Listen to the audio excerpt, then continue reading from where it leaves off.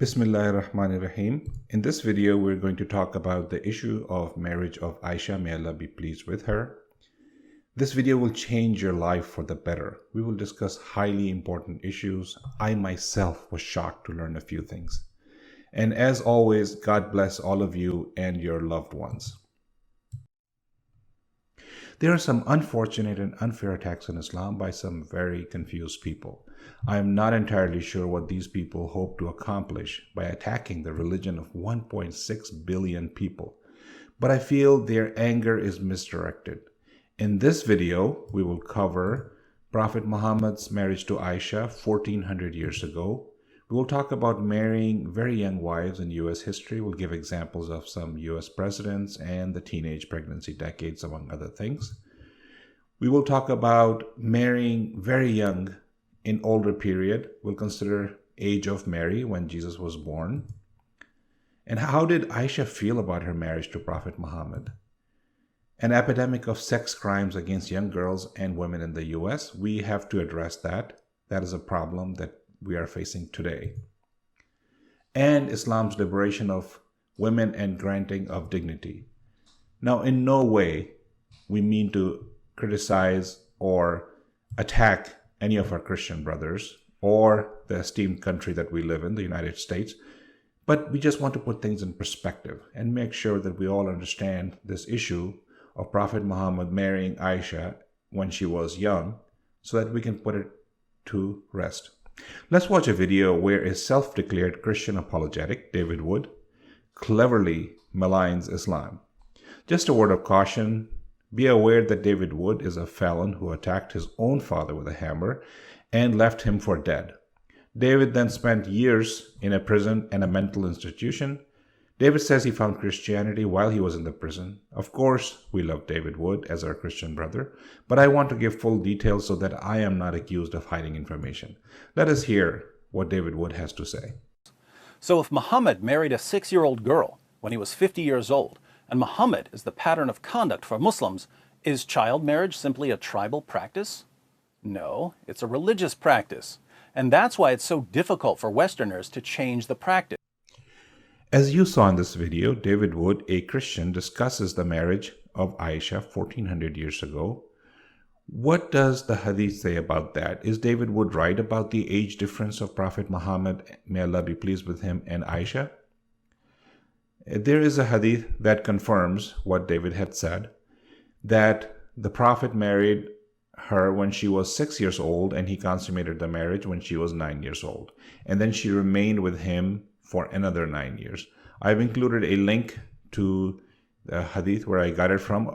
And of course, we are not going to deny an authentic Hadith. But what is interesting about David is that he uses authentic Hadith, Quran verses, to build credibility. But then he mixes his own opinion with a scorn. The listeners are not able to differentiate between facts and fiction, and this confuses the unsuspecting. This mixing of facts with scornful opinion is a technique perfected by the Nazis in World War II. Nothing new. Now, was it wrong for Prophet Muhammad 1400 years ago to marry Aisha? No. Let us look at some other famous non-Muslim people who had married very young up until very recently. We're not talking about 1400 years ago. We're talking about something that happened just very, very recently. At least 7 U.S. presidents had wives who were teenagers. This includes James Monroe, Andrew Johnson, Martin Van Buren, Teddy Roosevelt, and President Jimmy Carter. It was common for older men to have teenage wives. Look at these great men. These presidents gave so much not only to the US but to the whole world. It was legal and morally acceptable for them to have teenage wives. The legal age for marrying was 10 years in most states just a little over 100 years ago. Does that mean we discredit these great presidents of the United States? No, they did not break any moral or legal code. This was the norm. This is what a book says, the book I've listed here, Teenage Sex and Pregnancy. It says that at least 7 U.S. presidents had sex with teenagers. James Monroe, Martin Van Buren, Andrew Johnson, Teddy Roosevelt, and Jimmy Carter impregnated their adolescent wives. Those are just the ones we know about. 5 U.S. First Ladies, from Elizabeth Monroe to Rosalind Carter, were pregnant teenagers. This is listed in the book on page 39. Now, marital affairs with teenagers are a bit troubling to me. I really respect and admire these two presidents of the United States, Thomas Jefferson and John F. Kennedy. They were truly giants in their contribution. However, they both had marital affairs, extramarital affairs, with girls that were 14 and 15. Thomas Jefferson and John F. Kennedy had midlife extramarital affairs with teenaged 14 and 15, respectively. Those are just the ones we know. Quite the venerable history for what is now deplored as an epidemic crisis that offends Americans' fundamental values and morals, spits on our family value tradition, and creates massive social cost. Again, you can read more about this on page 39 of this book, Teenage Sex and Pregnancy. Many are going crazy over Prophet Muhammad's marriage to Aisha. Why? When Prophet Muhammad, peace and blessings be upon him, married Aisha, it was normal to marry young females. The permission to consummate the marriage could only occur after the start of a female cycle. Start of the cycle in females is a biological marker, and age of start of cycle in females have changed throughout history based on environment. Sometimes it started very young, sometimes it was delayed, and right now is going back towards younger and younger. Girls are starting their cycles at 10, 11, some even at 9.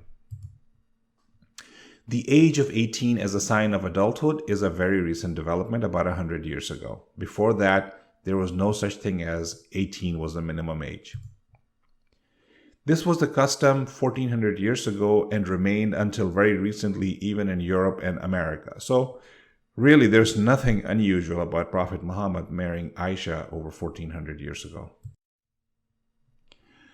Another reference from the original and the oldest Christian church in the Western world, namely the Catholic Church, that states that Mary was around 12 years old when she married Joseph, who was 99.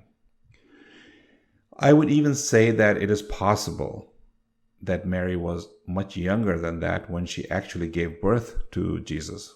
By 12 to 14, she was no longer a virgin, as she was already married to Joseph. In reality, she may have been even younger, 11, 10, 9, or 8, any number is possible. Her age for marriage was not significantly different from the others who were getting married at that time, so it was not reported as something unusual by the church fathers. Now, her giving birth to Jesus as a virgin was highly unusual, and the Christian fathers reported that. Now, in no way we mean this as an attack or disrespect to our Christian brothers and sisters, whom we love very much. We are simply trying to put things in perspective of what was normal. Let's watch a video from a decent Christian brother who talks about this very same phenomenon. What did it look like when this powerful looking man appeared to Mary and pronounced that she was going to give birth to the Messiah? How old would she have been? 12, 13, 14 years old? And yet what a great woman of faith and courage Mary was. What was it like in 1800 to early 1900s? Again, from this book, Teenage Sex and Pregnancy, we have included some text that shows you what the author reports as the trends were. The author says that past generations did develop a few limits. A coalition of American educators, social workers, and other liberals known as the child savers discovered in late 1800s that young females were not so benignly protected by family and society as assumed. They won several reforms, including age of consent laws at which young girls could consent to sexual contact with men. Those early laws specified that a girl consenting to sex had to be at least 10 to 12 years old in most states, with a very few exceptions specifying the ages as old as 14 or 16. In Delaware, the age of consent was 7, based on an ancient English law setting the age of a squire. So this was something that, was about 100 years ago. This was the marriage fact. This is how girls were when they got married. And why are people having a problem with the age of Aisha about 1400 years ago? I mean, we cannot take something that we have agreed upon in the last 10 years and apply it to something that happened 1400 years ago for Aisha or 2000 years ago for Mary. It just doesn't make sense. So what about after the period, like maybe in the last 1900s to 1970s? What was going on? On page 39, the book says, look in standard indexes such as Reader's Guide to Periodical Literature, and you find little mention of teen pregnancy prior to the 1970s, while past generations accepted teenaged wives and mothers even as young as 16 or 17, as long as their men were considerably older. They did not accept teenage girls having any kind of sex with teenage boys. The teenage girls were, and I will argue still are, considered the territory of adult men, even men many years their senior. So you see, even up until recently, it was considered acceptable for very young women to marry to marry much older men. There was nothing unusual. The society did not allow, however, marrying of young girls to young boys. That, for some reason, was not accepted, but a young girl marrying an older man was considered perfectly normal. The 1950s, the teenage pregnancy decade. Most of the people who are now attacking Prophet Muhammad, may peace and blessings be upon him, for marrying Aisha themselves, most likely had teenage mothers and grandmothers. Let us look at some of the facts that are reported in the book, where they state that 1 in 10 girls aged 15 to 19 gave birth every year, and nearly half of the new brides in the country were under the age of 20. It was an honor for Aisha, may Allah be pleased with her, to be married to Prophet Muhammad. Let's look at what happened. Why did she ended up marrying Prophet Muhammad? You see, what happened was that the 6-year-old Aisha was already engaged to a non-Muslim whose name was Jubair ibn Mut'im. However, the engagement was repudiated by the potential groom's family on account of their disbelief in Islam. They were angry at Aisha and her father Abu Bakr accepting Islam, so they broke off the marriage. They broke off the engagement. This enabled Aisha to be engaged. Now, in those days, it was scandalous. It was scandalous if a girl's marriage was broken, or if her engagement was broken. So in fact, Prophet Muhammad marrying her was really an honor for her. And in her own words, Aisha said, I have been given 9 virtues that were not given to any woman after Maryam bint Imran, which is Mary, the mother of Jesus. Jibril or Gabriel descended with my picture in his sleep until Allah's messenger, that is Prophet Muhammad, peace and blessings be upon him, was commanded to marry me. He had married me when I was a virgin, and he never married any virgin besides me. His soul was taken while his head was on my lap, and when he was buried in my house. The angels had surrounded my house. I am the daughter of his Khalifa, that is his assistant, or his true friend Siddiq. My excuse was revealed from the heaven. I was created pure. I have been promised forgiveness and noble provision. This is something that she said after Prophet Muhammad had died, obviously. So she was not 9-year-old at this time. She was much older. And what she was speaking was as an adult, even by today's standards, but definitely by those days' standards. And she said how honored she was to be married to Prophet Muhammad. So let's look at another angle to show how happy she was. Consider this, that Aisha narrated an enormous body of knowledge in our religion of Islam. She narrated over 2,210 hadith. Not one hadith from these even complained about Prophet Muhammad. Name another woman who can go even a day without complaining about her husband. Why did Aisha not complain? Because she was happy, and she was much beloved by the Prophet, and she loved him very much. So it was not a problem. There is a problem, however, these days that we have to address, which is young girls getting predatory treatment from men. Now, there is a problem today. Too many young girls are being targeted for rape.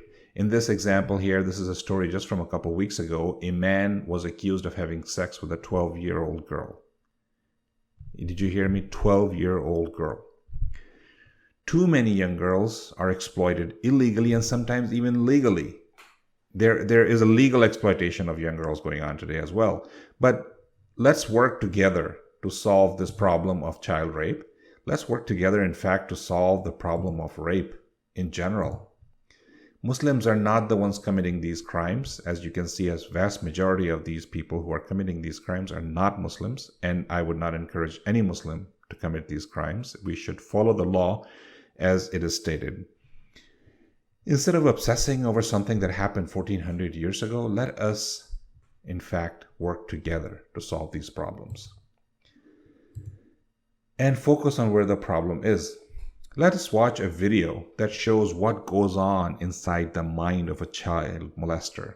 Once we know what a child molester is thinking, maybe we can all come up with an approach to try to stop it and protect young girls. This is where the focus needs to be. Let's look at some of the facts as reported by the US government. This is really troubling for me.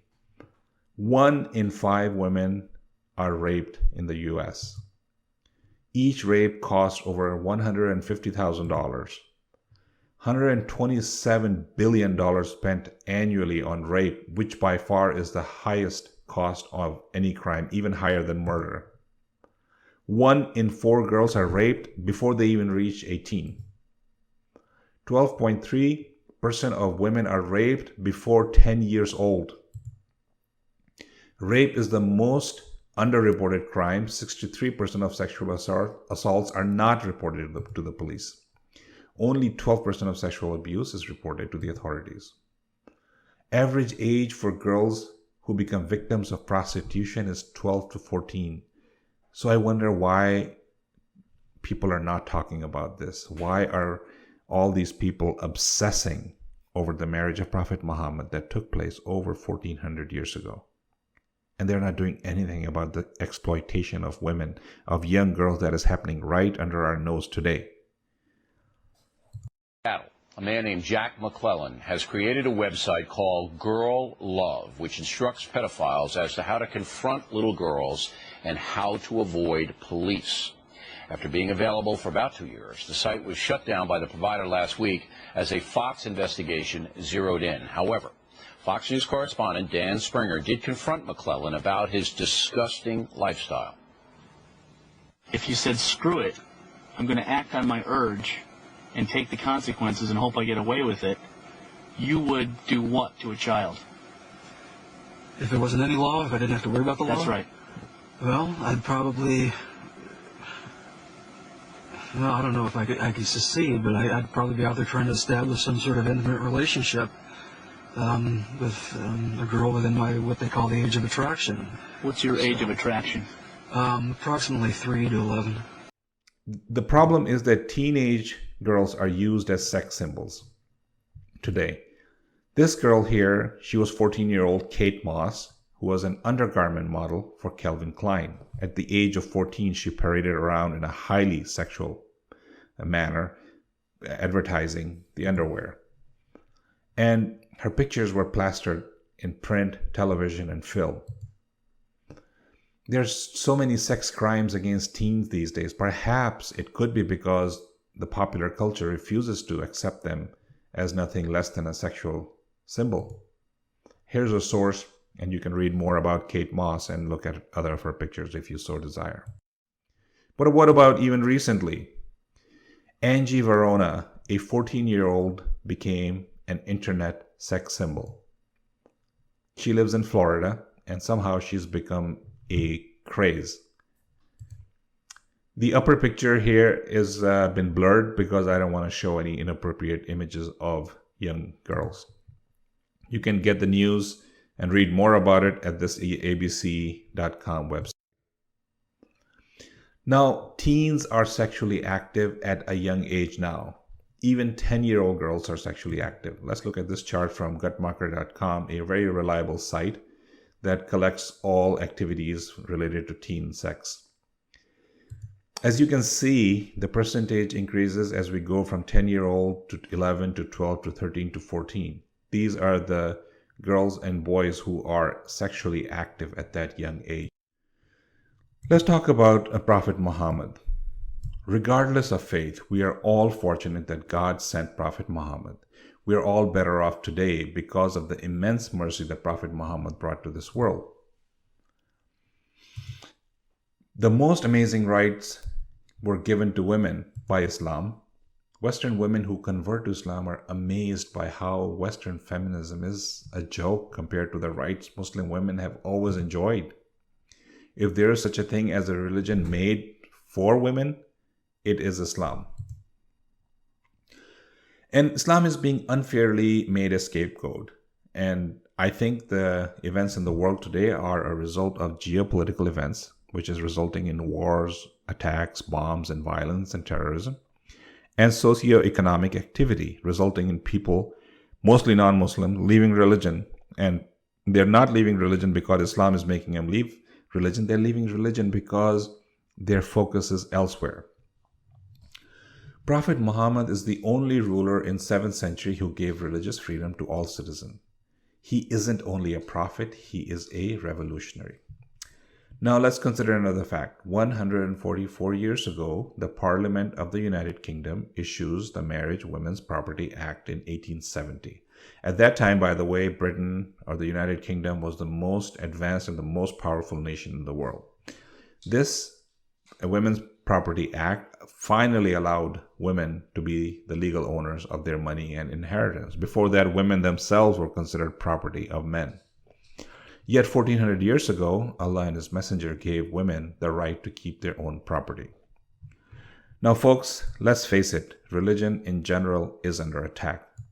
What these misguided people who are attacking Islam don't realize, that they also lose their rights to practice their religion if they attack Islam. For such attacks only result in further marginalization of all religions. Peace and blessing to all of you. When we start attacking each other's religions and rights and suffering, we attack all religion. And as the Quran says, to you your religion, for me my religion. And as the Quran says, there's no compulsion in religion. So in summary, when Prophet Muhammad, peace and blessings be upon him, married Aisha, may Allah be pleased with her, it was the standard practice of the day. Mary, mother of Jesus, was 12 when she married and possibly even younger when she gave birth to Jesus. And Joseph was 99 years old when he married a 12-year-old Mary. The practice of marrying young girls continued until very recently and was considered acceptable. Even many prominent US presidents had very young wives, and they were great men. We don't do it today, but at that time it was acceptable. Until about 100 years ago, a 7-year-old girl could be a wife in the state of Delaware and 10 elsewhere in the US. Many girls as young as 10-year-old are sexually active today. And many young girls, 10 to 12 to 13, 14, are recruited as prostitutes. This is extremely troubling. Popular culture still continues to objectify and sexualize teen girls. Rape against women and girls must stop, and we all need to join hands and fight that. So folks, let us focus where our help and energy is needed, which is to fight rape and exploitation of young girls. Now let us look at some of these references. If you want to read more about anything I have said, you can read through any of these references here. Goodbye and God bless.